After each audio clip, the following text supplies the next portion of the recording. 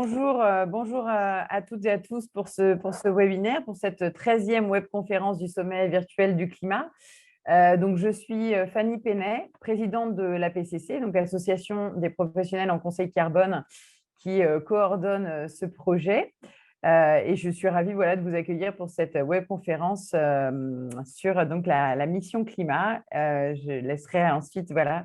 Donc, avec moi aujourd'hui, j'ai Guillaume Martin, Clément Auger et Pascal Besson et Maude Alagna, que je le laisserai se présenter plus en détail. Nous sommes ensemble donc, pour 1h30. Avant de commencer, donc, quelques mots sur l'événement et sur la mission que nous avons portée aujourd'hui, à savoir permettre aux entreprises et aux collectivités de s'engager et d'agir ensemble concrètement sur la voie de la neutralité carbone.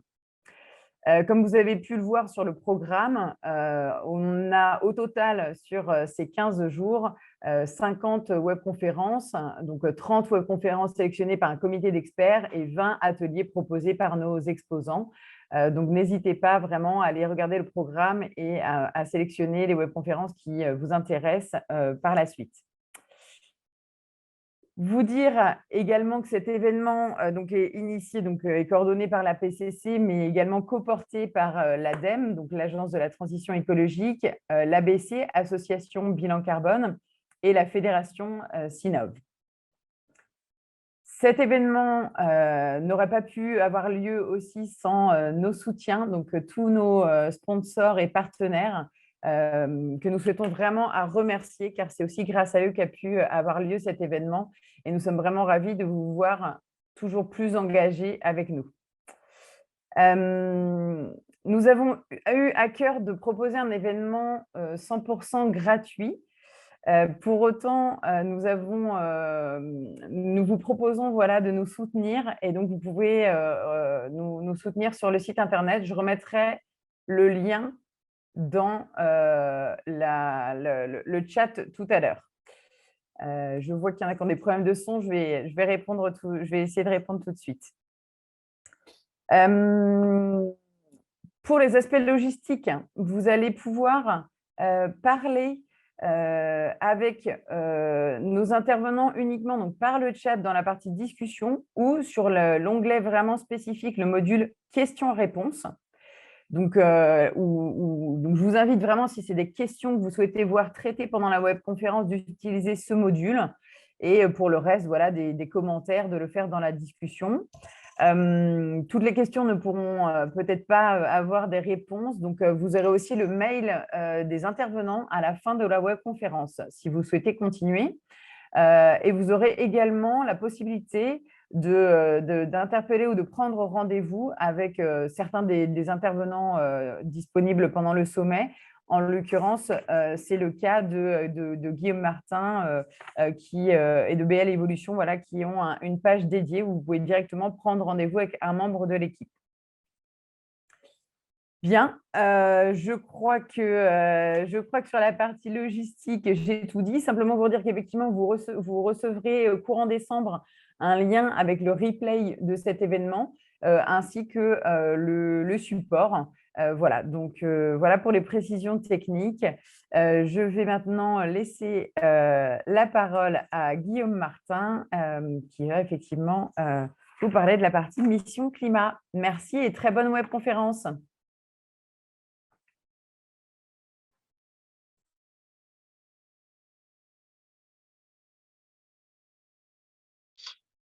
Allons-y. Bonjour à toutes et tous.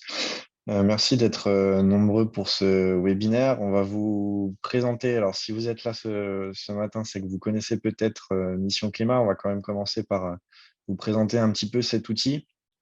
Et ensuite, le but surtout de ce matin, c'était de vous partager les dernières avancées qui ont pu être développées, notamment sur des déclinaisons.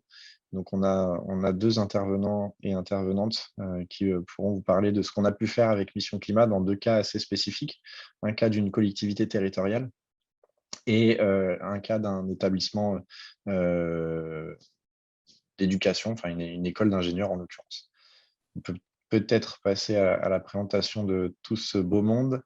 Donc, en ce qui me concerne, je m'appelle Guillaume Martin, je suis ingénieur au bureau d'études BL Evolution et on a co-créé avec Pascal Besson et d'autres Mission Climat.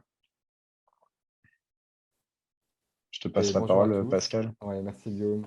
Je suis donc Pascal Besson, comme vient de le dire Guillaume, j'ai co-créé Mission Climat avec Belle Évolution et d'autres.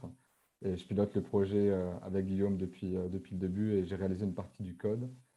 Et mon activité principale aujourd'hui est d'être développeur pour une entreprise qui s'appelle Sequoia Écotournage et qui conseille des sociétés de production audiovisuelle pour réduire l'empreinte environnementale et sociale. Et je passe le mot à Maud. Bonjour à tous, Maud Alagna, donc je suis chargée de mission au plan climat et énergie territoriale à la communauté de communes Lyon-Saint-Exupéry en Dauphiné, qui est un petit EPCI dans le Nord-Isère.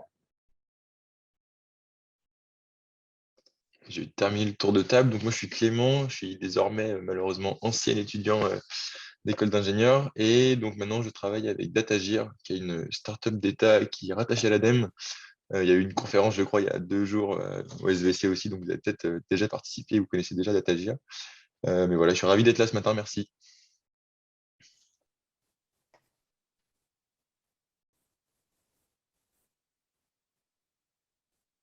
Et Guillaume, je te laisse la parole pour présenter Mission Climat. Oui, Mission Climat, en quelques mots, on a prévu une démonstration de l'outil national.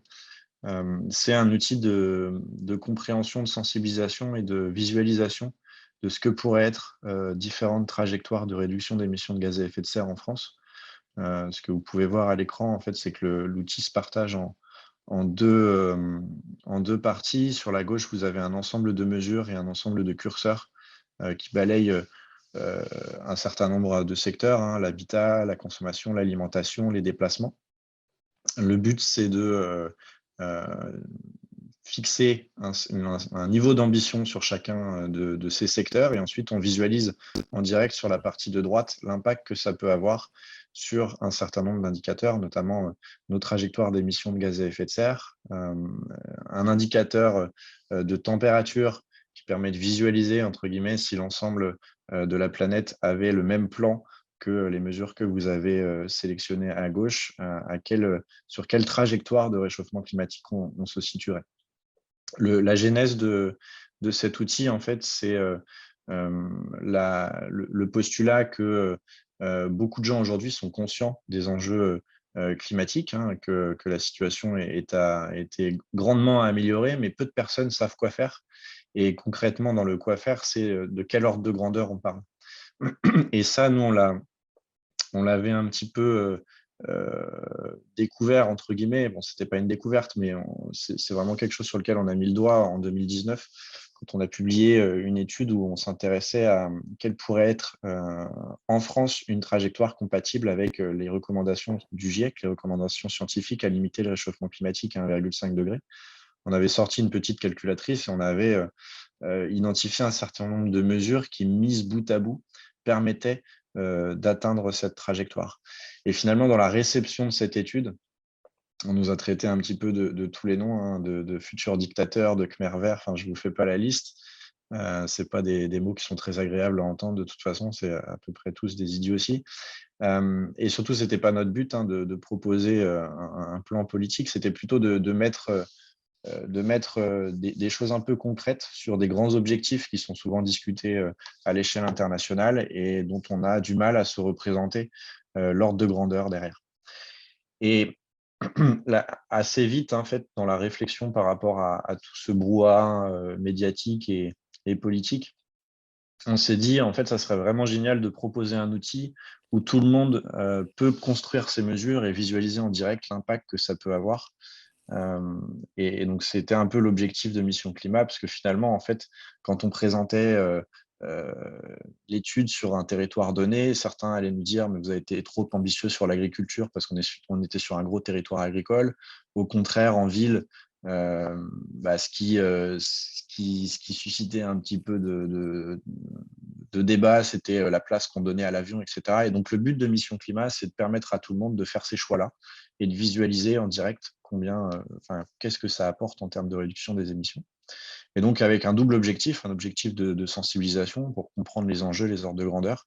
Et puis maintenant, de plus en plus aussi, un objectif de concertation, se servir de cet outil-là pour discuter, décider et apporter un petit peu on va dire, d'aide à la décision dans des stratégies climatiques.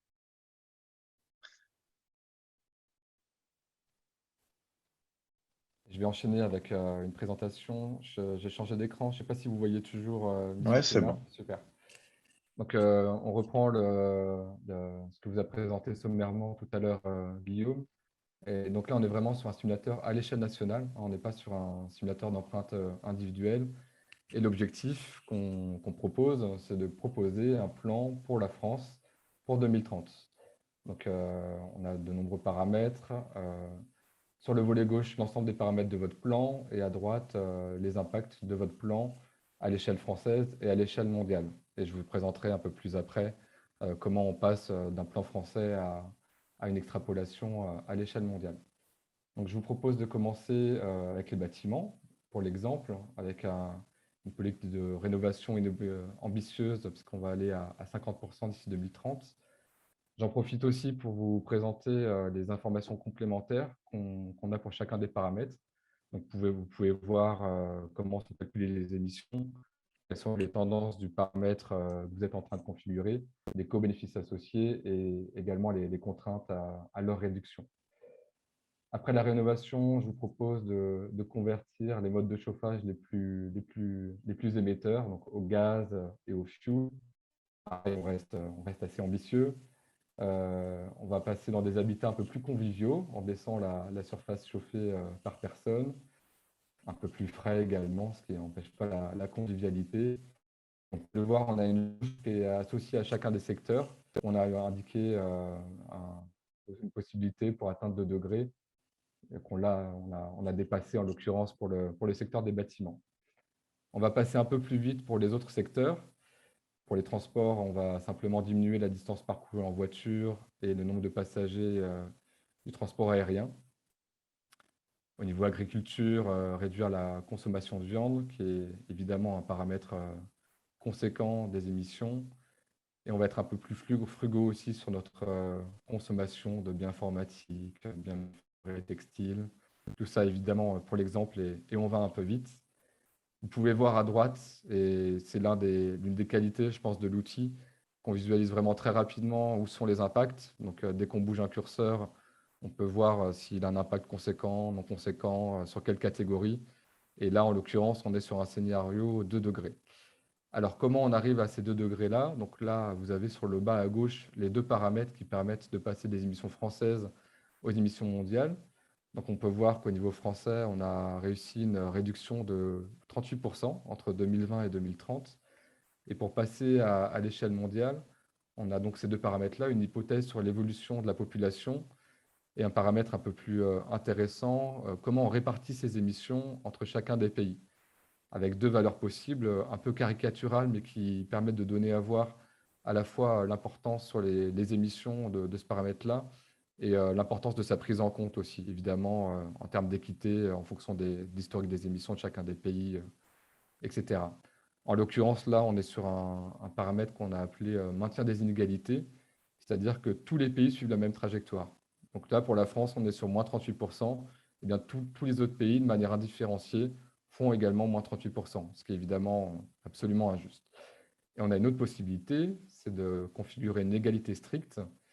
Et cette égalité fait que chaque habitant va avoir la même empreinte carbone. Donc vous pouvez voir que selon notre plan, les Français ont une empreinte carbone de 6,67 tonnes par an par habitant. Et en cochant égalité stricte, on va l'appliquer également à l'échelle mondiale pour chacun des habitants et la température change sensiblement. Quand vous êtes satisfait de votre plan, une page à détailler. On s'était attardé tout à l'heure sur les bâtiments et là, vous pouvez voir les émissions liées aux bâtiments par type de chauffage. Et notre plan, évidemment, a plutôt bien fonctionné. Bon, il était assez simple, hein, il a suffi de cliquer sur quelques paramètres. Mais voilà, ça permet de visualiser en détail, en fonction de votre plan, ses conséquences, donc par secteur. Donc, on retrouve aussi les transports, l'agriculture. Et en fin de page, on a une image qui représente l'augmentation des températures en Europe entre l'ère pré-industrielle et 2100 pour le scénario du GIEC sur lequel nous sommes. Donc là, en l'occurrence, c'était le scénario business as usual, qui est le RCP 8.5. Ça a changé un petit peu récemment. Mais voilà, qui donne également à voir les conséquences. Ça nous importait de mettre aussi des conséquences un peu territoriales des plans qu'on réalisait. Voici pour la présentation de Mission Climat un peu rapide. On va retourner sur la présentation. Donc, ce simulateur, on l'a sorti. Alors, j'essaie de passer au slide suivant. On l'a sorti en mai 2020, donc ça fait bientôt 1 an et demi. Il y a eu un petit écho médiatique à la suite avec quelques articles dans la presse, surtout spécialisés. Et dans une vidéo aussi, dans Partager, c'est sympa, avec Charles-Adrien Louis, qui est le cofondateur de BL Evolution, qui avait été convié à parler d'un avenir à la fois désirable et réalisable, et qui avait présenté à l'occasion Mission Climat. Quelques partages aussi sur les réseaux sociaux de personnalités un peu prescriptrices sur le sujet. Et en tout cas, tout cet écho qui nous a permis de recueillir à la suite quelques sollicitations. Et je vais vous présenter quelques-uns des usages qui ont été faits de Mission Climat à la suite, avant qu'on vous présente un peu plus en profondeur les deux prévus dans cette conférence. On a participé à la rentrée de 2020, à la rentrée climat de Centrale Supélec. Donc, ils ont eu une journée qui était vraiment dédiée aux enjeux énergie-climat, avec une matinée d'introduction avec une fresque pour le climat. Ils ont ensuite calculé leur empreinte carbone individuelle avec un outil climatique qui s'appelait MICMAC à l'époque, qui est devenu maintenant Nos gestes pour le climat, porté par l'ADEME.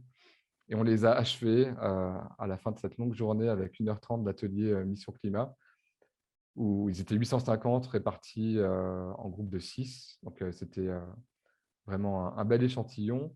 Et on a conçu un atelier qui avait pour but de définir ensemble un scénario 2 degrés acceptable. On n'avait pas plus précisé l'objectif, l'idée étant de les faire parler un peu de cette notion également d'acceptabilité sociale, économique, etc. Et c'était un atelier prévu en 2 temps. Un premier temps où, dans chacun des groupes, ils discutaient de ce scénario-là, de comment y parvenir sur chacun des secteurs. Et on avait réalisé à côté un petit module qui permettait d'agréger les données et d'identifier sur quels paramètres il y avait consensus, sur quels paramètres c'était plus complexe et il y avait matière à discuter. Et dans un second temps, ils sont partis du scénario médian pour retravailler et puis tenter de se rapprocher un peu plus. Donc, c'était une des modalités qu'on travaillait et qu'on expérimentait à cette occasion, de comment, à travers l'outil Mission Climat, outiller un peu l'intelligence collective et la faire dialoguer. Donc, ça a été, même s'il y a eu évidemment pour certains un aspect un peu sidérant d'être mis en face de la réalité, mais la réalité est parfois un peu sidérante. Mais malgré tout, les objectifs pédagogiques qu'on s'était fixés sont passés et les animateurs et les étudiants étaient très satisfaits de cette journée, bien qu'un peu fatigués. On a également réalisé des déclinaisons sectorielles de Mission Climat. En l'occurrence, pour Sequoia Écotournage, on a fait un calculateur dédié à l'audiovisuel qui permet de calculer très simplement, c'est vraiment le même mécanisme, vous pouvez le voir, les outils se ressemblent pas mal. Avec quelques paramètres, on peut calculer d'un tournage et visualiser ces émissions par poste, etc. C'est aujourd'hui utilisé dans des modules de formation par Sequoia et on l'espère par d'autres personnes dans le secteur. Il y en a d'autres en cours, des calculateurs sectoriels, un qu'on fait avec BL Evolution, qui permettra de simuler l'impact carbone d'un système d'information, et un qui a été réalisé par Clément et son équipe qu'on présentera tout à l'heure à l'échelle d'un campus. On a également fait des déclinaisons pour des collectivités. Ici, c'était le pilote pour la communauté de communes qui s'appelle Vallée Sud Grand Paris, qui comprend 11 communes, dont Malakoff et Montrouge. Et là, c'était dans le cadre de la réalisation de leur plan climat air-énergie territorial. Voilà, ce qui était évidemment extrêmement intéressant. Je pense que Guillaume va en parler un peu plus avec Maud à la suite. Mais un des sujets qui était intéressant, c'était de sortir de la seule problématique climat, comme vous pouvez le voir sur la droite, et d'avoir des aspects énergétique et qualité de l'air qui sont également des co-bénéfices évidemment très importants et désirables des trajectoires de transition. Ce qui nous a permis de faire, on va parler un tout petit peu technique, ces déclinaisons assez simplement, c'est qu'on a vraiment conçu l'outil avec 2 briques complémentaires.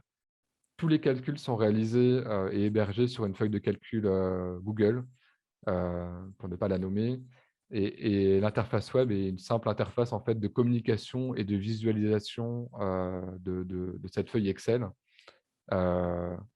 Et ces deux briques-là sont open source, ce qui a permis évidemment de profiter de cette licence pour en faire des déclinaisons sans trop de difficultés, en faire profiter un maximum de monde. Et ce qui, pour la feuille de calcul, est un gage, évidemment, cette transparence-là de crédibilité. Et donc, ce modèle ouvert, nous, on l'a souhaité vraiment au service de l'impact. Donc, ça a été vraiment le moteur de notre choix. Il y a eu de nombreux contributeurs sur le projet. Je ne les ai pas tous comptés, mais je pense entre 10 et 15 assez aisément, avec des niveaux d'activité évidemment assez hétérogènes, mais tous très intéressés et motivés, avec une grande part de bénévolat pour tout le monde et quelques missions rémunérées qui ont permis de développer le projet également. Voilà pour la présentation de Mission Climat. Je ne sais pas où on en est au niveau du timing, mais j'espère qu'on est bien. On est très bien. Super. Et on vous propose un premier échange de questions-réponses. Donc, on a 3 segments, hein, pour rappel. On vient de finir le premier qui était un rappel de ce qu'était Mission Climat. On va avoir une petite session d'échange de 5 à 10 minutes. On enchaînera ensuite avec Maud et Guillaume sur l'aspect collectivité avec le cas de l'IZ. On aura à nouveau 5 à 10 minutes à ce moment-là. Et enfin, on conclura avec Clément sur le cas campus et on échangera à nouveau à ce moment-là. Donc, je ne sais pas si on a des questions. Oui, on a quelques questions. Je vais faire l'animation. Alors, pensez bien à nous envoyer les questions à travers le module questions-réponses, justement, et de réserver le module discussion plutôt pour des commentaires. La première question qui nous a été posée, c'était de nous demander quelle était la cible de cet outil. Donc, comme vous avez pu le voir, Mission Climat, c'est un outil, à la base, c'était un outil national. Ensuite, il a été décliné sur différentes déclinaisons qui, en fait, appellent des cibles un peu différentes. Mais initialement, hein, la cible de Mission Climat National n'était pas forcément très bien définie, dans le sens où on l'a pensé comme un outil plutôt grand public. Rapidement, on s'est aperçu que finalement, ça restait quand même quelque chose qui plaisait beaucoup aux personnes déjà sensibles sur le sujet et que pour une cible qui viendrait sur le site internet par hasard, en fait, il y a un petit besoin d'animation à travers l'outil. Donc, c'est pour ça qu'on a essayé de monter en fonction des opportunités plutôt des formats ateliers. Et ensuite, chaque déclinaison est pensée pour une cible différente. Donc, on a une déclinaison aujourd'hui plutôt collectivité territoriale. On a des déclinaisons sectorielles plutôt pour des cibles, on va dire, entreprises. Et ensuite, on a plein d'idées et pas forcément le temps ou les moyens de les développer. Mais à chaque fois, l'idée, c'est de pouvoir adapter l'interface et les calculs à la cible qui nous intéresse. Je vais enchaîner avec une autre question et je te laisse le temps de penser aux autres, Guillaume, pendant ce temps-là. Jean Estin qui nous demandait comment pratiquement une collectivité peut faire appel à cet outil. Donc, l'ensemble est open source, donc disponible en ligne. On fera un effort pour que ce soit accessible plus simplement, parce qu'aujourd'hui, il faut connaître des liens qui sont peu partagés. Mais en tout cas, on peut aussi nous contacter. Les emails vous seront envoyés par la suite et sont disponibles en ligne. Et il y a plusieurs modes de collaboration. On peut travailler pour la collectivité ou la collectivité peut le faire de manière plus ou moins autonome avec d'autres développeurs, etc. Guillaume, en fait, il y a 2 étapes dans l'adaptation de chaque plateforme. Il y a la partie web, sur laquelle personnellement je ne m'épancherai pas parce que j'y connais pas grand-chose. Mais donc, c'est la mise à disposition de l'interface, un espèce de clonage qui permet après, derrière, de la réutiliser. Donc, on peut modifier un certain nombre de choses, des couleurs, les indicateurs, etc. Et ensuite, il y a la feuille de calcul. Et donc, ça me permet de répondre à une autre des questions qui était quelles informations étaient nécessaires pour paramétrer l'outil. Classiquement, en gros, les données dont on a besoin, c'est celles qui sont contenues dans un diagnostic d'un plan climat d'une collectivité territoriale, par exemple, quand on réfléchit à l'échelle collectivité-territoire. Donc, c'est peu ou prou les données d'un bilan d'émissions de gaz à effet de serre. Si on veut avoir des indicateurs sur la qualité de l'air, sur l'énergie, etc., forcément, il faut aller un petit peu plus loin, enfin élargir un petit peu le périmètre. Et d'ailleurs, c'est une des réflexions qu'on se pose, hein. On aimerait aujourd'hui, toutes ces données-là, en fait, sont disponibles, hein. Donc, en fonction des territoires, c'est pas au même endroit, etc. Mais c'est des choses où on pourrait imaginer une démarche d'open data avec du lien entre les différentes plateformes.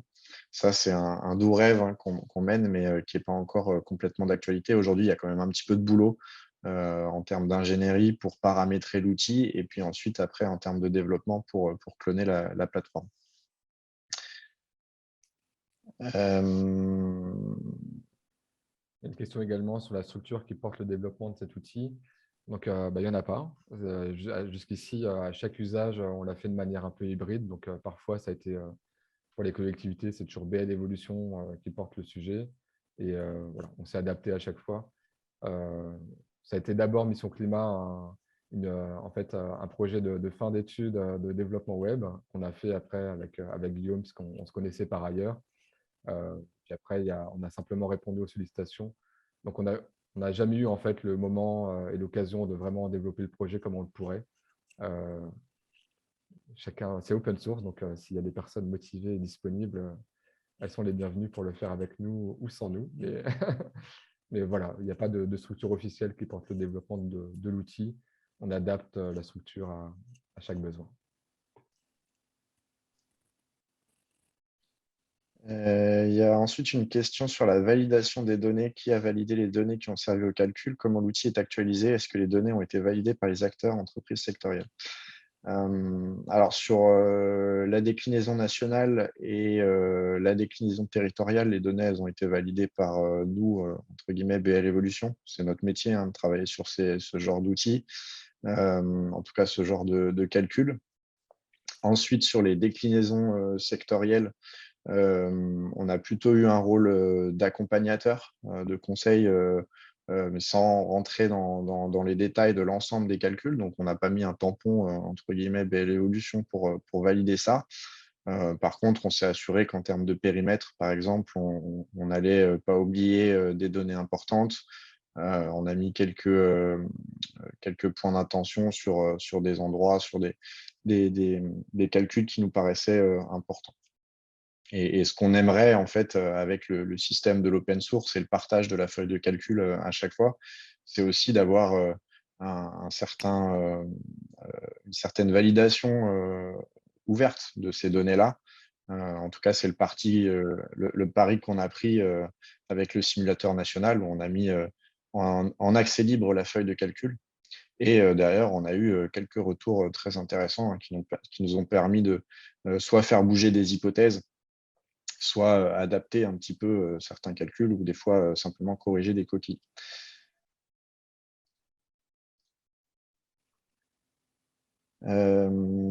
Est-il envisageable d'intégrer l'analyse de cycle de vie de produits dans l'outil?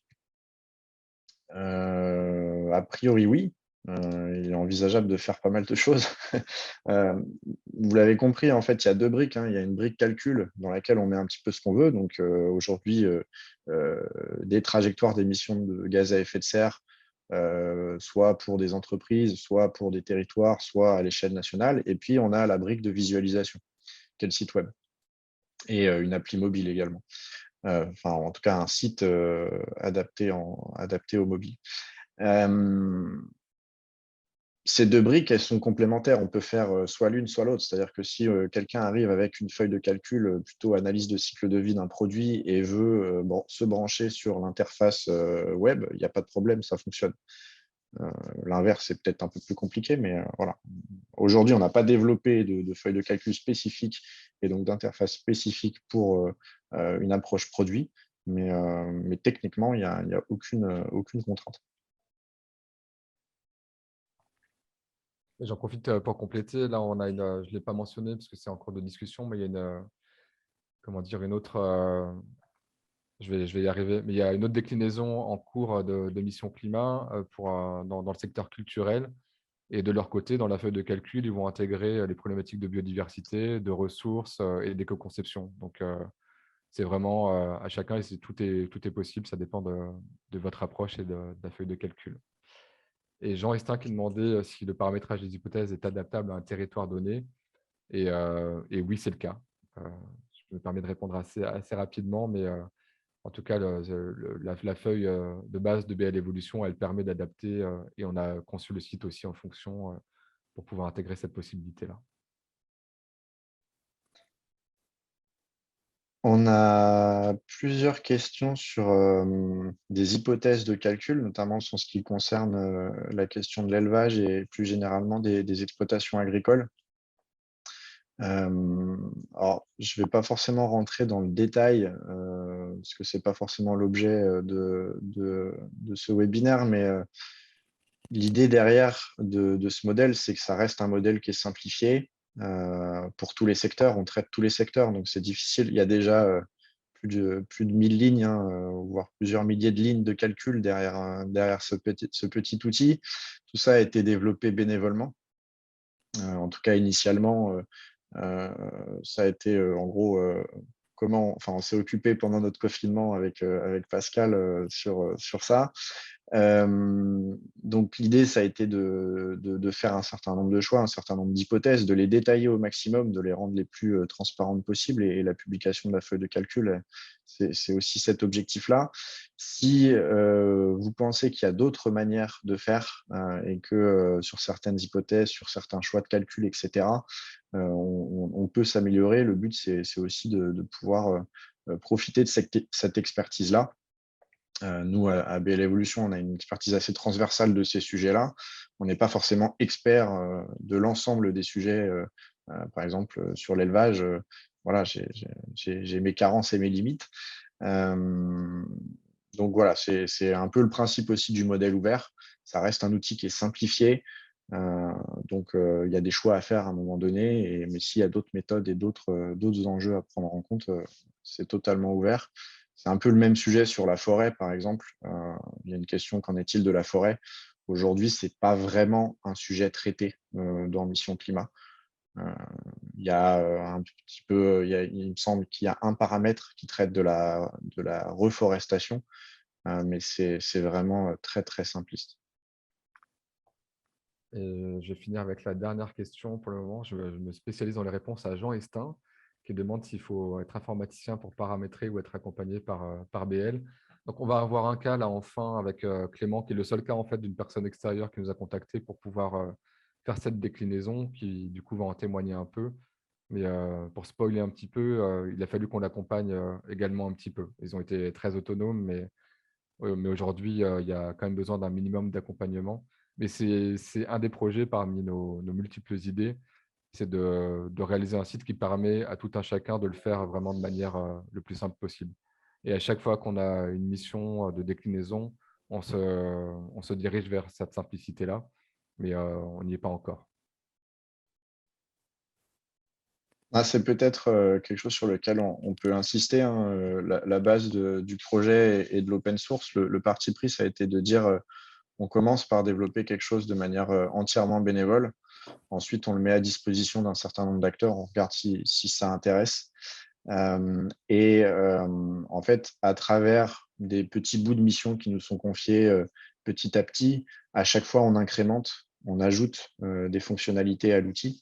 Et à chaque fois, cette fonctionnalité qui a été développée sur une mission rémunérée, on on la verse au pot de tout ce qui est open source. Et derrière, elle sera réutilisable, soit par quelqu'un qui vient comme ça se raccrocher, soit pour une prochaine mission. Et petit à petit, on essaye de tendre vers quelque chose de complètement autonome, enfin en tout cas utilisable en autonomie. Mais c'est vrai que ce n'est pas forcément très simple. On peut prendre encore une dernière question et on enchaîne. Oui. Dorothea qui demande qui finance le projet et les déclinaisons sectorielles. Donc, le financement principal, c'est l'investissement de chacun des bénévoles sur le sujet. Et puis, il y a eu des missions rémunérées, soit par des territoires, soit même par BL Évolution, soit par Sequoia Écotournage, par exemple, pour la déclinaison sectorielle. Donc, voilà. On enchaîne et puis on prendra, s'il y a d'autres questions un peu plus générales, on pourra les prendre à la fin. C'est parti. Je te laisse la main avec Maud.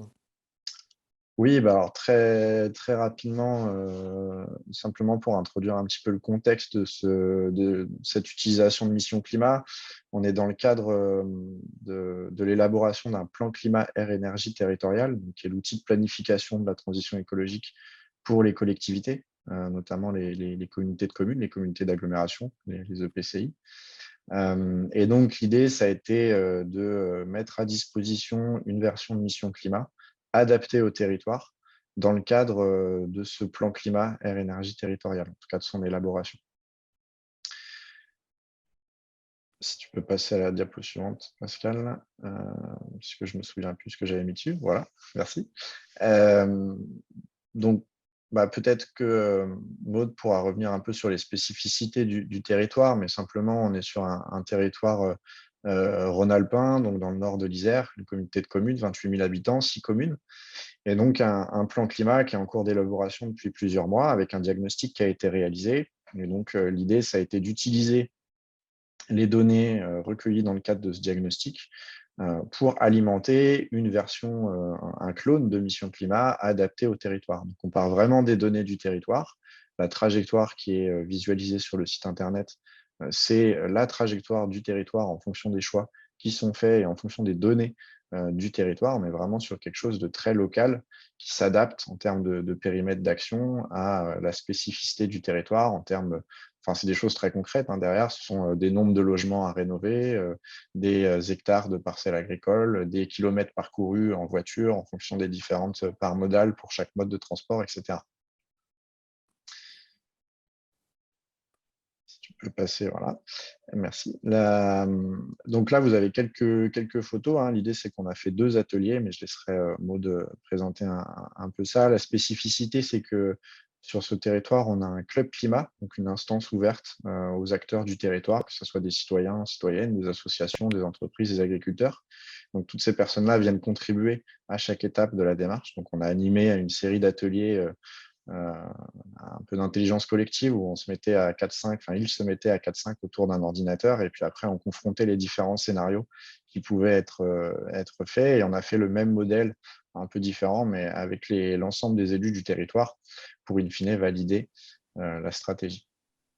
Maud, je peux peut-être te passer la parole pour tu nous apportes un peu ce témoignage-là en tant qu'organisatrice, mais aussi en tant que participant, puisque finalement, tu as découvert un peu l'outil pendant ces ateliers. Exactement. Merci Guillaume. Oui, alors tout d'abord, la Comcom, on est donc une petite Comcom de 6 communes, donc on est la plus petite communauté de communes dans le département. On est un peu spécifique, enfin, la spécificité de notre territoire, c'est qu'on est très proche de l'agglomération de Lyon, on est à moins de 30 km, donc on a des gros enjeux par rapport à ça, mais on appartient à l'Isère avec un territoire plutôt, enfin mixte, mais mixte rural, quoi. Du coup, on a des domaines assez différents à expertiser. Et l'avantage de Mission Climat dans le cadre de notre PCAET, c'est que il a été utilisé vraiment pour travailler notre stratégie. Donc la première étape de notre plan climat, ça a été donc le diagnostic, mais le diagnostic, ça nous donne des chiffres, enfin, des grands chiffres qui ne nous permettent pas forcément de réaliser la réalité de terrain et ce qu'on doit en déduire en termes d'enjeux.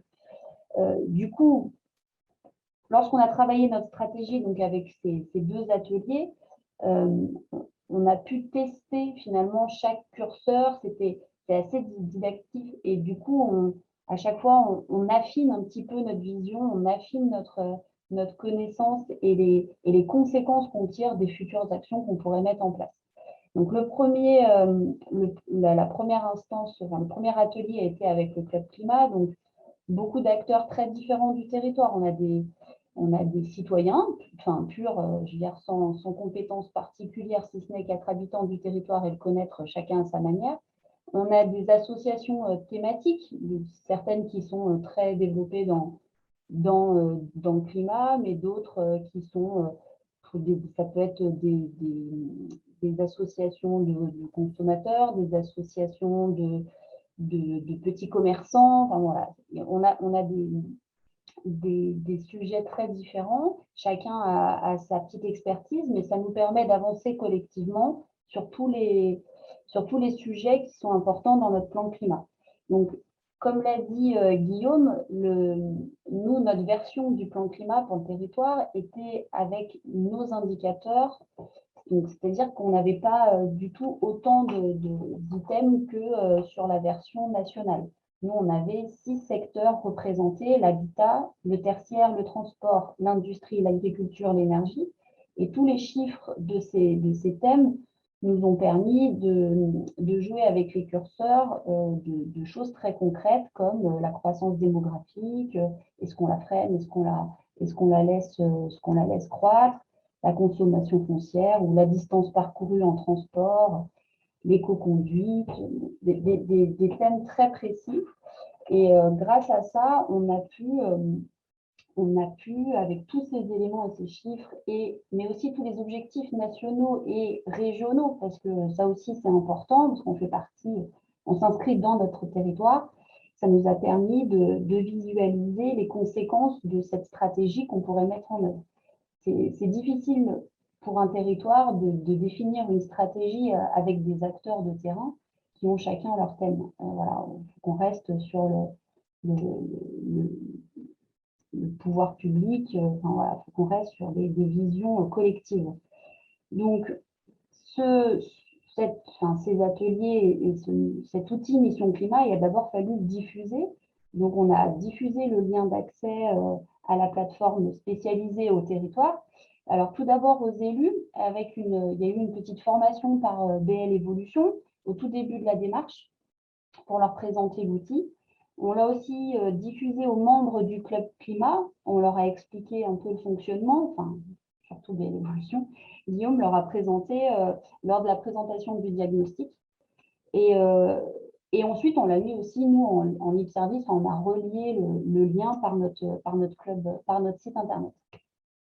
Donc, chacun pouvait faire sa proposition de stratégie et plus les ateliers, donc là, qui étaient vraiment encadrés par le PCAET, dans le cadre du PCAET. Donc, tout ça, ça nous a permis de définir cette stratégie. L'outil est plutôt bien fait. Nous, on a eu quand même beaucoup de retours positifs. La prise en main, elle est assez intuitive. Moi-même, j'ai fait, je sais pas combien, enfin, j'ai testé, sans les valider forcément, mais j'ai testé beaucoup de stratégies. L'outil est évidemment personnalisé. Ça, c'est ce qui a vraiment le plus plu aux élus, parce que c'était très, enfin, les chiffres du diagnostic, les chiffres régionaux, les chiffres nationaux, mais on sait qu'on c'est vraiment très utile pour notre territoire et c'est vraiment très adapté à notre territoire. Donc ça, c'était vraiment l'argument phare. C'est assez visuel, c'est assez facile d'accès, c'est assez visuel. On se rend vite compte enfin, ça dépend des curseurs. Il y a certains curseurs qu'on bouge qui n'ont pas une grosse conséquence, mais c'est parce qu'il n'y a pas un enjeu énorme sur cela. Mais il y en a certains, on bouge les curseurs et on voit tout de suite la différence. Donc, c'est là aussi où on se rend compte où est-ce qu'il faut concentrer ses efforts pour être efficace. Donc, on a réussi à avoir, grâce à cet outil, des objectifs chiffrés en consommation d'énergie pour 2030, en émissions de gaz à effet de serre ou en production d'énergie renouvelable.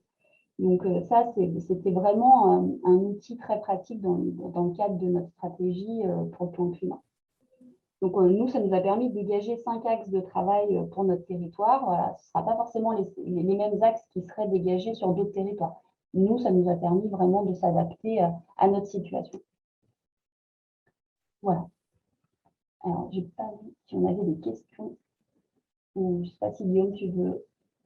Oui, simplement, toi, tu t'en es pas forcément rendu compte, mais tout le module à travers cette déclinaison, on a travaillé sur un module supplémentaire qui permet, en gros, quand le lien de la plateforme est diffusé au grand public, aux habitants, enfin à n'importe quel acteur qui arrive sur la plateforme et qui construit son scénario, peut l'envoyer, peut enregistrer son scénario. Et nous, derrière, on a une espèce de back-office, de plateforme administrateur où on voit arriver l'ensemble des contributions et on peut visualiser ce que ça donne en termes de moyenne, de médiane, de nombre de contributions. On peut voir les paramètres qui font consensus, ceux qui font dissensus, etc. Donc tout ça, ça nous permet de nourrir le fonctionnement, enfin la construction de la stratégie derrière qu'on pourra proposer concrètement aux élus. Et puis, on a aussi un module plutôt d'animation d'atelier où on génère un code pour un atelier et derrière, on peut récupérer spécifiquement uniquement les contributions dans le cadre de cet atelier et avoir aussi ce module d'analyse qui permet d'affiner un petit peu les propositions.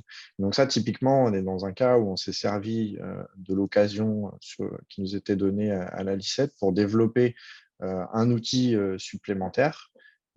Et derrière, cet outil, maintenant, c'est une brique supplémentaire qui est versée au pot commun open source et qui sera déployable sur d'autres territoires. Alors, sur les questions, tac, tac, on peut les prendre dans l'ordre. Peut-on envisager que des bénévoles d'une association soient formés par BL sur l'outil? Dans quelles conditions? Qu'est-ce qu'il y a? Non, je plaisante. Excellente idée, je disais. Alors, on peut imaginer pas mal de choses. La question, c'est en fait, c'est sur quel outil. Sur l'outil national, on peut faire peut-être, on pourrait presque faire un webinaire spécifique de formation à l'animation avec Mission Climat. Enfin, c'est un truc qui traîne dans notre tête depuis un moment et qu'on aimerait bien faire. Donc, si on a des volontaires, il me semble déjà qu'on l'a déjà fait aussi sur d'autres, enfin, avec d'autres associations. Donc, pas de problème. Si c'est former les gens à adapter l'outil, ça me paraît plus compliqué quand même. Parce que, mine de rien, ça demande un petit peu d'ingénierie, un petit peu de savoir-faire, de manipulation de données, etc. Et dans le cadre d'une prestation bénévole, ça me paraît quand même peu adapté. Ça reste quand même, c'est un peu l'angle mort pour l'instant et sur lequel on travaille, c'est de rendre l'outil le plus partageable et le plus utilisable possible. Mais pour l'instant, on n'a pas abouti à ce niveau-là.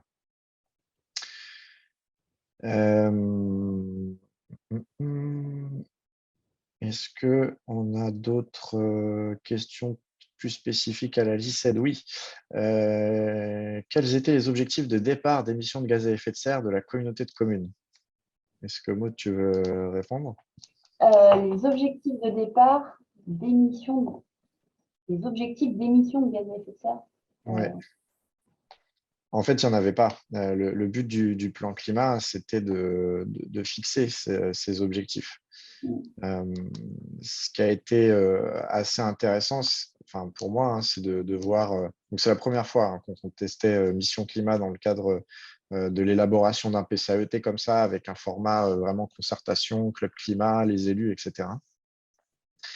Et ce qui a été super intéressant pour moi, c'est de voir à quel point finalement, à travers cet outil-là, la compréhension des participants sur les différents ordres de grandeur, les différents paramètres qui sont importants sur le territoire, etc., était beaucoup plus simple. Concrètement, pour moi, ça a été beaucoup plus simple d'animer ces ateliers Mission Climat que de venir avec une proposition de stratégie et essayer de la décortiquer, de la présenter avec un PowerPoint comme on avait pu avoir l'habitude de le faire. Donc ça a été intéressant. Après, sur le niveau d'ambition, ce qui était assez marrant, entre guillemets, c'est qu'en fonction des tables, pendant les ateliers, il y a des équilibres différents qui se sont construits. Donc, des niveaux d'ambition très différents qui se sont construits. Et dans la confrontation de ces différents scénarios, on a quand même réussi à faire monter un peu tout le monde, tirer un peu tout le monde vers le haut pour aboutir, in fine, à une trajectoire qui respecte les objectifs réglementaires. Et en fait, ces objectifs réglementaires sont très ambitieux. Et tous les territoires qui réalisent leur plan climat se rendent bien vite compte que, en fait, pour tenir la trajectoire de baisse d'émissions de gaz à effet de serre d'ici 2030, en fait, il faut vraiment changer de paradigme et vraiment dans une stratégie de rupture par rapport à ce qui s'est fait depuis 20 ans. Donc, l'outil permet cette compréhension-là de manière assez autonome pour les participants, les participantes. Et je trouve ça plus intéressant qu'un bureau d'études qui vient apporter son expertise. Et finalement, on peut se dire, c'est la vision du bureau d'études, mais ce n'est pas la mienne.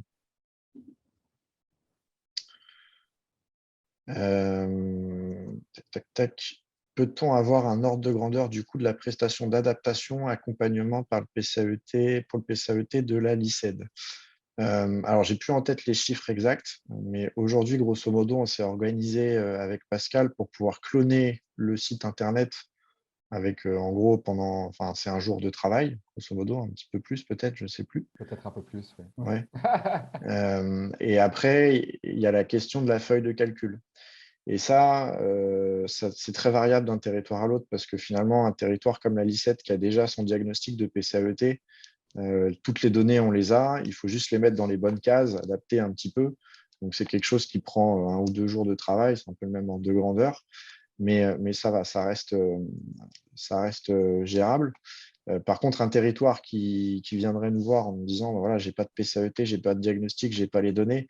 Là, du coup, en fait, il faut réaliser ce diagnostic-là. Donc, c'est peut-être un petit peu plus compliqué. Et du coup, ça fait, on va être à 5, 6, 7 jours de travail en fonction des territoires. C'est quelque chose qu'il faut qu'on définisse.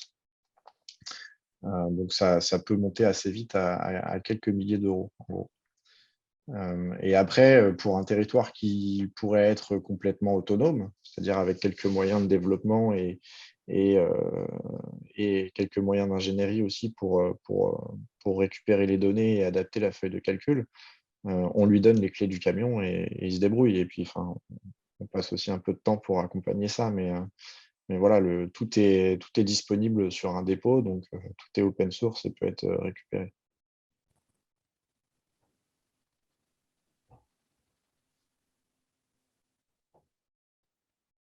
Ok, on a encore quelques questions, mais qui concernent plutôt la démarche dans son ensemble et pas forcément la déclinaison de l'ICED. Donc, si vous avez encore des questions sur cette déclinaison-là, on peut les prendre rapidement. Et sinon, on peut peut-être passer à nos amis de Centrale Nantes. Ouais, d'autant plus que Clément est réapparu. Donc, je pense qu'il a envie de discuter là. Donc, Je faisais que d'éternuer, je ne voulais pas embêter Mike. Merci à nouveau, Clément, de ta disponibilité aujourd'hui. Ça va être chouette, je pense, de partager ce projet. Peut-être qu'avant de rentrer vraiment dans le dur sur Mission Climat, je me souviens qu'il fait partie d'un projet un peu plus global de ton groupe de cette année. Peut-être qu'on peut commencer par donner un peu ce contexte avant de rentrer dans le dur. Ouais, donc je vais vous présenter un petit peu donc, notre option et l'option dans laquelle j'étais donc, cette année. Donc, c'est une option qui est un peu particulière. Ça remplace les options classiques qu'on peut avoir habituellement dans les écoles, qui sont d'abord une option avec les partiels, les cours. Donc là, on était vraiment un groupe de 12 étudiants en autonomie. Et donc, l'intégralité de notre année était consacrée à un projet au sein de Centrale, avec des cours qui sont sélectionnés à côté pour contribuer au projet. Et donc, le projet s'appelle Neutralité carbone. Donc, on est bien dans le thème. C'était la 2e année, donc cette année, que l'option avait lieu. L'objectif généraux de l'option, c'est d'établir le bilan carbone de l'école et puis travailler sur ce bilan carbone avec l'élaboration de trajectoires, etc. Et donc, cette année, on a repris le bilan carbone qui avait été fait par un groupe d'étudiants donc, comme nous l'année dernière. Et le but était de réactualiser le bilan carbone, puisque effectivement, donc, la collecte de données, ce n'est pas ce qui est le plus simple, et du coup, on pouvait, on va dire, améliorer le calcul. On avait aussi un objectif de sensibilisation des parties prenantes. Et puis, pour finalement englober toutes ces missions, on a développé des outils donc, de calcul de bilan carbone pour visualiser nos résultats et sensibiliser. Et donc, c'est dans ce cadre qu'on a travaillé sur Mission Climat, donc avec une déclinaison campus, dont l'objectif était de permettre aux usagers de l'école de visualiser les trajectoires entre 2020 et 2030. Et qu'est-ce qui fait que vous êtes tourné pour cet usage-là vers Mission Climat plutôt qu'un autre outil? Donc, c'était un projet, comme je disais, qui était assez court finalement, qui a démarré en septembre et qui terminait en mars. Donc, le but, c'était aussi de regarder ce qu'il y avait déjà d'existant, de ne pas refaire encore un simulateur comme il en existe beaucoup, Donc, on s'est tourné vers Mission Climat parce que c'était open source et nous, c'était quelque chose dans lequel on voulait aussi s'engager, c'est-à-dire qu'on avait envie aussi que notre déclinaison soit réutilisée, qu'on puisse être dans une démarche d'être libre, en fait, que tout soit libre. Ensuite, pourquoi Mission Climat en particulier? Parce que c'est un simulateur qui est assez unique, je pense, parce qu'aujourd'hui, il y a beaucoup d'organisations qui ont cette question qui est quel est l'impact carbone des mesures que je souhaite mettre en place. Et en fait, il n'y a pas beaucoup d'outils qui permettent d'avoir la conséquence des mesures qu'on souhaite mettre en place directement et visuellement au sein d'un simulateur. Donc ça, c'était un premier, on va dire le premier, le premier avantage qu'avait cet outil, quoi. Il y a eu pas mal de questions précédemment sur comment pouvait s'adapter Mission Climat. Est-ce que c'était simple? Est-ce qu'il y a besoin d'un accompagnement pour ça? Peut-être que tu peux témoigner un peu de la manière dont ça s'est passé Ouais. de ton côté. Donc en fait, on avait la chance, nous, d'avoir déjà un bilan carbone établi, puisqu'on avait passé une partie de l'année à le faire. Quand on a commencé à développer l'outil en janvier, en contactant sur GitHub Pascal directement, donc, parce qu'on a vu que le code était disponible, mais pas forcément accessible de premier abord, surtout que nous, on n'avait pas forcément de développeurs dans l'équipe. Donc en fait, c'est aussi un exemple qu'on peut facilement se servir de l'outil sans être véritablement développeur. Donc ça, c'est un bel exemple. Vous restez des honnêtes ingénieurs quand même. Ouais, donc enfin, on avait effectivement on avait une sensibilité un peu à l'informatique, mais c'est vrai qu'on n'était pas non plus très à l'aise sur tous les langages de programmation qui sont utilisés. Donc c'est vrai que bon, on a déjà une sensibilité, c'est sûr que ça c'est pas négligeable. Mais néanmoins, ce que je voulais dire, c'est que le code est quand même séparé, enfin le simulateur est séparé, comme vous le disiez, en deux aspects, qui est le modèle et l'interface. Il faut savoir que donc, on travaillait parallèlement sur l'interface et le modèle. Donc moi, on était plutôt deux sur l'interface, puisque finalement, c'est quelque chose qui est assez simple. C'est juste la visualisation connectée au modèle. Mais par contre, le modèle, on était presque le groupe entier à travailler dessus. Donc qui est, comme certains Excel, en fait, on peut un peu le customiser et puis en faire ce que l'on souhaite. Donc, si on rentre un peu dans les détails merci Pascal, pour le contenu de notre simulateur, on a 8 secteurs, donc avec 30 indicateurs qui sont répartis donc, en 8 secteurs. Le premier, c'est les bâtiments et l'énergie, ensuite l'alimentation, les déplacements entre le domicile et le campus, les mobilités internationales notamment. On a ensuite tout ce qui est achat, donc produits et services, le numérique, les espaces verts, avec centrale, on a les moutons maintenant. Et puis, des paramètres un peu plus généraux, notamment par exemple sur le nombre de personnes à l'école, puisque c'est aussi un facteur qui fait varier le bilan carbone de l'école. Si on rentre un peu plus dans les détails, donc par exemple pour l'alimentation, là le GIF n'est pas forcément très adapté, mais pour l'alimentation, on avait donc la part de végétariens. Donc on entend par là plutôt ce qu'on pourrait penser à, on va dire, la part d'accès à des repas végétariens, notamment sur les offres au niveau du campus dans ce qui est disponible pour l'alimentation. Et puis pour les déplacements domicile-campus, notamment donc on a de la distance, on a aussi le covoiturage. Voilà, c'est des choses qui sont importantes dans les bilans carbone.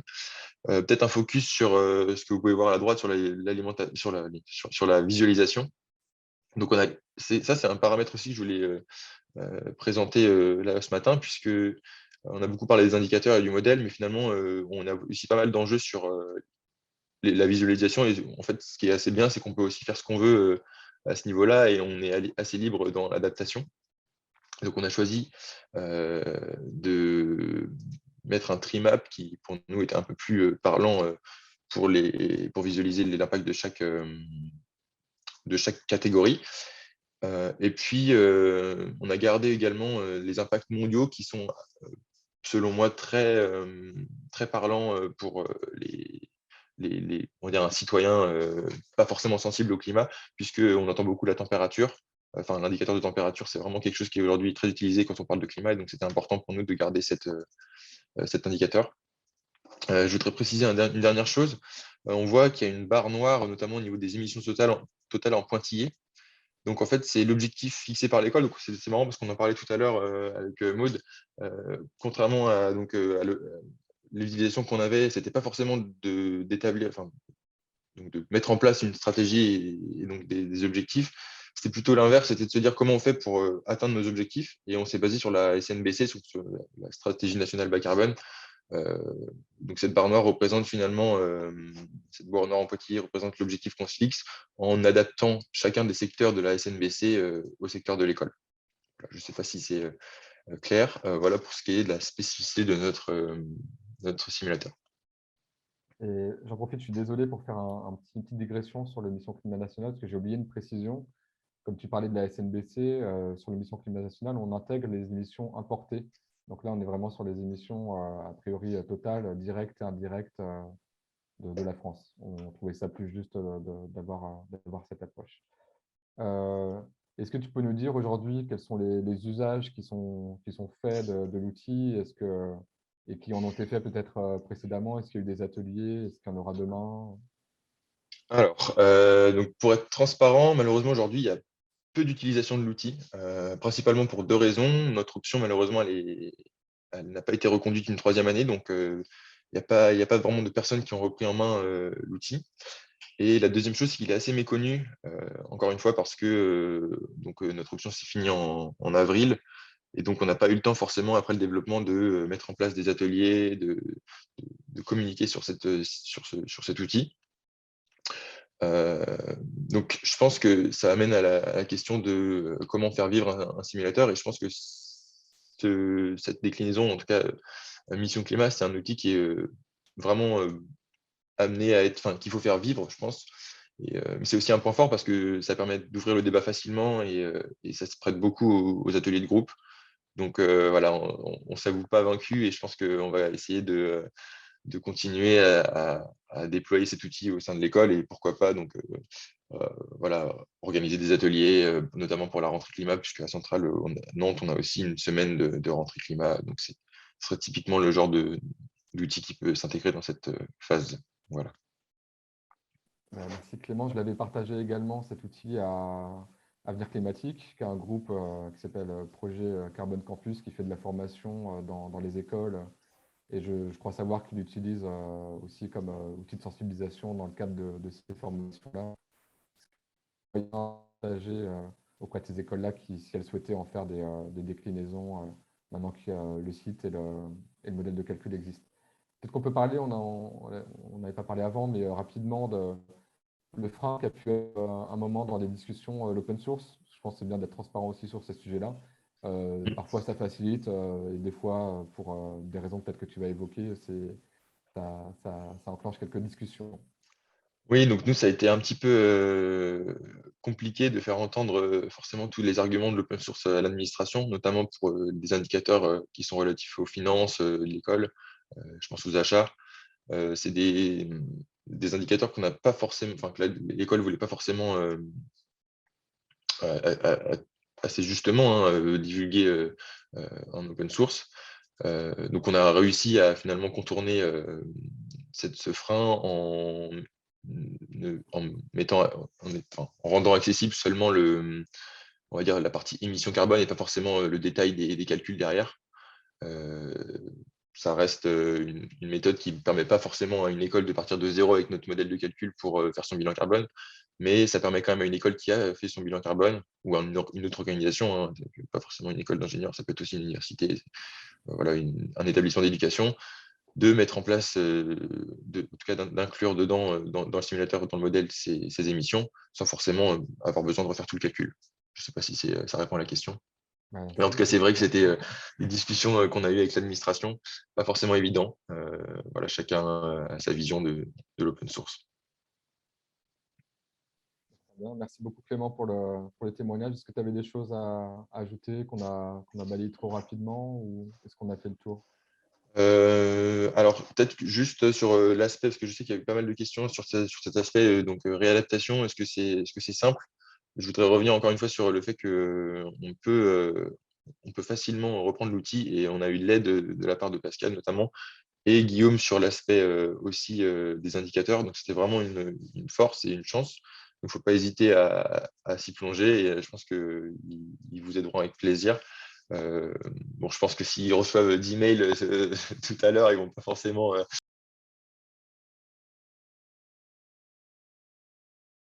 Je disais qu'il ne fallait pas hésiter à se lancer dans une déclinaison. Voilà, c'est pas difficile. Enfin, faut avoir une petite sensibilité informatique, mais je veux dire, c'est pas non plus impossible. Voilà. Est-ce qu'une bonne connexion Internet est importante pour se lancer dans la déclinaison? Je pense. Quoique, le modèle Excel, ça va. Donc, on a retrouvé quand même 30 participants sur la centaine qui était avec nous. Merci de nous rejoindre. On a bientôt fini de toute façon. Est-ce que vous avez des questions sur la mission climat développée pour EPAR Centrale Nantes? Vous avez toujours les petits modules Q et R à cet effet. Est-ce que vous avez des questions? Il y avait 2 autres questions, je crois, qui restaient, mais qui étaient plus générales. Et je ne me souviens que de ça à propos de ces questions. Nous, en attendant que vous posiez vos questions, on a un dernier slide sur les perspectives qui est assez court, donc on va pouvoir conclure là-dessus. Donc, je l'ai évoqué rapidement, parmi les déclinaisons sectorielles, on travaille avec BL Evolution à une mission qu'on appelle Green IT, qui permettra de simuler l'impact d'un système d'information dans son ensemble. Je pense qu'il ça sera bien intéressant, c'est un outil qui n'existe pas trop encore dans ce secteur-là. Une autre déclinaison dans le secteur culturel qui sera peut-être plutôt au courant de l'année 2022, c'est en cours de discussion. On a été contacté aussi par les mines Paris pour faire un atelier au courant du mois de janvier qui serait a priori à peu près sur le format de celui qu'on a évoqué pour Centrale Nantes, pour Centrale Supélec, pardon. Et c'est en cours de discussion. Et peut-être un jour, si Guillaume et moi, ou l'un des deux avant le temps, ou un autre, évidemment, comme vous l'avez vu, il y a beaucoup de possibilités d'évolution. On a beaucoup d'idées, et puis on sent qu'il y avait un vrai besoin sur ces sujets-là, parce que tout ce qu'on a eu, on l'a obtenu sans le solliciter. Donc peut-être qu'un jour, on prendra le temps de se structurer et de le faire un peu plus sérieusement.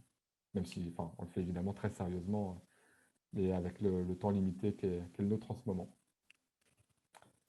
Donc voilà, à nouveau une session de questions-réponses sur le mission climat national ou les différentes déclinaisons qu'on a pu faire pour les collectivités ou pour d'autres secteurs à votre disposition si vous avez à nouveau des questions. Et comme je disais un peu précédemment aussi dans la discussion, j'avais linké, je crois, le lien vers la présentation et le replay sera repartagé par le SVC d'ici 2-3 semaines. Je voudrais juste, avant peut-être qu'on passe aux dernières questions, enfin redire un peu ce que Maud tu avais dit, c'est vraiment que le fait que ce soit adapté à ses enjeux, en tout cas soit de son territoire, soit de son organisation, c'est quand même quelque chose qui est très important parce qu'aujourd'hui on entend de plus en plus voilà, le carbone, ça c'est l'indicateur un peu phare de la transition. Même si c'est pas le seul, c'est un indicateur qui a quand même des avantages et de pouvoir comme ça évaluer les perspectives et les trajectoires qu'on peut avoir facilement, c'est quand même quelque chose qui est très innovant et l'avoir pour son organisation, c'est encore plus valorisant pour l'outil. Donc, voilà. Merci Clément. Merci Guillaume pour le partage des différents liens.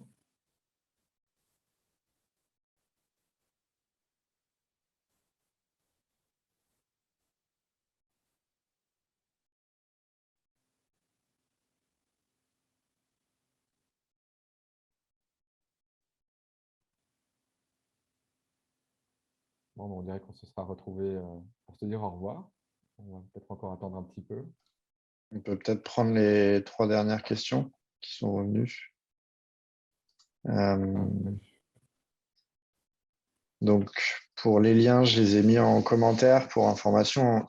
On travaille, c'est un des trucs qui est dans la to-do list de faire une page un peu d'accueil qui recense l'ensemble des plateformes et des déclinaisons. Aujourd'hui, c'est sûr qu'il faut les connaître pour tomber dessus. Donc, l'idée, c'est qu'on puisse un peu formaliser tout ça. Il y a une question sur devenir animateur de Mission Climat et de pouvoir utiliser cet outil pour faire de la sensibilisation citoyenne en atelier ou en entreprise. Est-ce que c'est possible?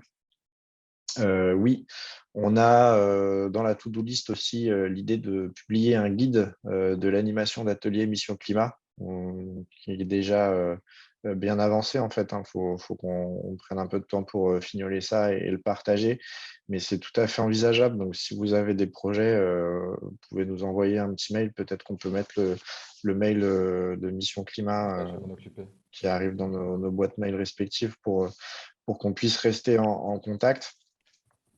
L'idée, voilà, c'est de pouvoir de toute façon se servir de ça, en tout cas les déclinaisons qui existent, de les valoriser au maximum. Est-ce qu'on a déjà envisagé d'exporter l'outil dans d'autres pays d'Europe? Je pense à l'Allemagne. Je crois me souvenir qu'on avait été contacté Ouais. par des Belges et par des Allemands, peut-être. Donc, c'est pas quelque chose qu'on porte, nous, pour l'instant. Vous l'avez compris, hein, notre temps, il est essentiellement bénévole sur cet outil-là. On a aussi une vie et des activités à côté, donc on essaie de trouver un peu un équilibre sur tout ça. Mais on est à la disposition de personnes qui souhaiteraient porter ça. Ça serait assez chouette. Il me semble qu'il y a eu déjà une traduction en anglais de l'outil national. Qui n'a pas été mise en ligne, mais qui est dans les cartons quelque part. Une expérience d'utilisation d'entreprise, il y a la déclinaison sectorielle pour l'audiovisuel que j'avais évoquée. Il y a Konica Minolta aussi, avec qui on avait pas mal discuté, qui avait fait un jeu concours à partir d'une mission climat nationale. Je crois que c'était à l'occasion de la semaine du développement durable. Puis on a eu quelques discussions qui n'ont pas forcément abouti, mais voilà les quelques expériences et quelques retours qu'on a eu d'utilisation d'entreprise.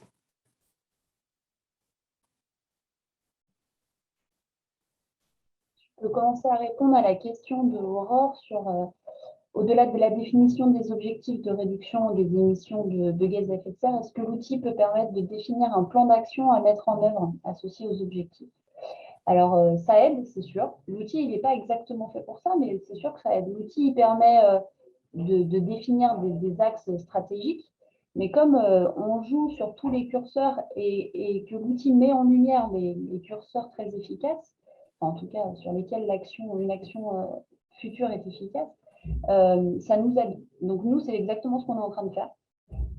Sur notre territoire, on est en train de réaliser des réunions, ce qu'on appelle nous les réunions de plan d'action. Donc par grand thème, par exemple les transports ou les logements. La semaine prochaine, on est celui sur les transports. Donc, comme on a vu ce qui était efficace à travailler, maintenant, on va trouver les actions qui vont faire que on va pouvoir faire bouger ces curseurs. Voilà. Donc, ça, encore une fois, ça aide à la réflexion, mais comme ce n'est pas tout à fait son utilisation, disons qu'il n'y a pas un onglet plan d'action qui est sur le simulateur climat.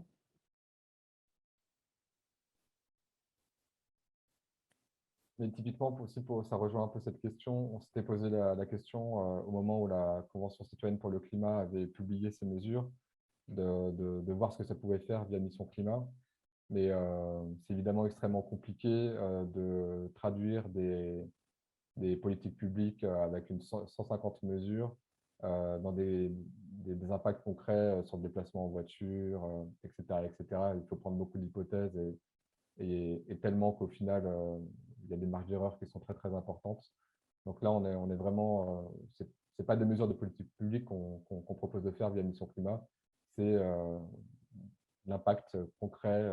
Et après, effectivement, une fois qu'on voit où se situent les grands enjeux, on peut réfléchir à comment réduire de 50%, par exemple, le déplacement en voiture, etc. Et pour ça, il y a tout un panel d'actions qui existe, qui peut être utilisé.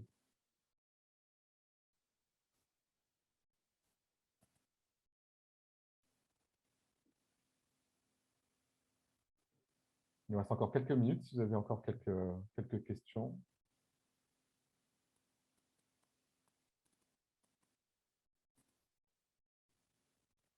Sinon, une nouvelle fois, tous nos mails et puis des présentations vous seront envoyées prochainement.